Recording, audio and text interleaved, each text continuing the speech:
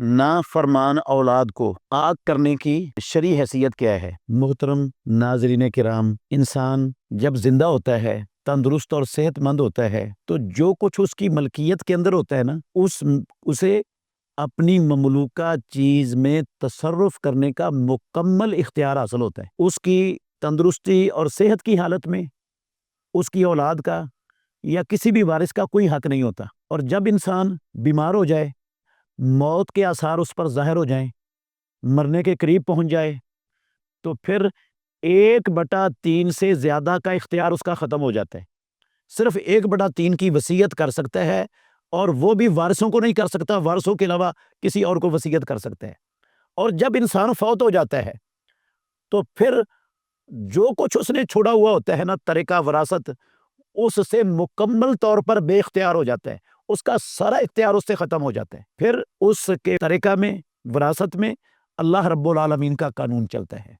اللہ رب العالمین نے ہر وارث کا حصہ مقرر کر دیا ہوا ہے، اور اس میں کسی کو رد و بدل کرنے کا اختیار ہے ہی نہیں اسلام میں۔ اولاد کو اس کی نافرمانی کی وجہ سے، اولاد میں سے کسی فرد کو آگ کرنا، شریعت میں تو اس کی کوئی حیثیت نہیں۔ یہ تو اس انسان کا اختیار ہی نہیں ہے، مرنے کے بعد اس کے بس میں ہی نہیں ہے۔ یہ وہ رب کا قانون چلتا ہے، اور اللہ کا قانون تو بدل نہیں سکتا۔ ہر ایک کا حصہ اللہ نے مقرر کر دیا، جو حصہ اس وارث کا ہے وہ اس کو ملنا ہے۔ اس کے مرنے کے بعد اس کی آگ کرنے کی کوئی حیثیت نہیں ہے شرعاً، کوئی اس کا جو ہے نا وہ کوئی بنیاد ہی نہیں ہے اس کی شریعت کے اندر۔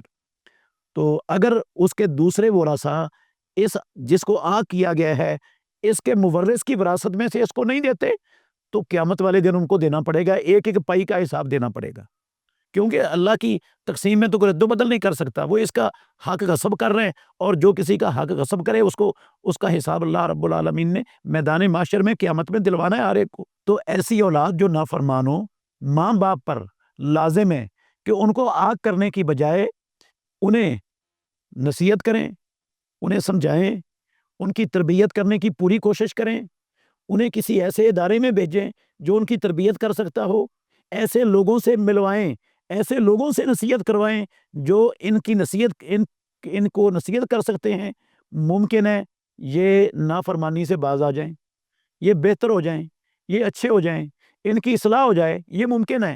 اور آگ کرنے سے تو وہ زیادہ سے زیادہ بگاڑ اور خرابی کی طرف چلے جائیں گے، فتنہ اور فساد بن جائیں گے معاشرے کے لیے۔ تو یہ طریقہ ٹھیک نہیں ہے آگ کرنے والا۔ ان کی اصلاح کرنے کی کوشش کرتے رہنا چاہیے، اور ان کے لیے ماں باپ کو دعا بھی کرتے رہنا چاہیے ہمیشہ۔ ماں باپ کی دعا اولاد کے حق میں زیادہ قبول ہوتی ہے۔ البتہ قانونی طور پر ہمارے ملک میں یہ ہو سکتا ہے کہ بندہ یہ کہہ دے کہ میرا فلاں جو بچہ ہے نا، میں اس کے ہر قسم کے لین دین سے بری ہوں، میرا اس کے ساتھ کوئی تعلق نہیں ہے، تو یہ وہ اخبار میں اشتہار دے دیتا ہے، تو قانونی طور پر اس کو مانا جاتا ہے۔ قانونی طور پر اگر اس نے کسی کا نقصان کر دیا، تو وہ جس کا نقصان ہے وہ اس کے باپ سے آ کر تقاضا نہیں کر سکتے، کیونکہ اس نے اس کو قانونی طور پر آگ کیا ہوا ہے۔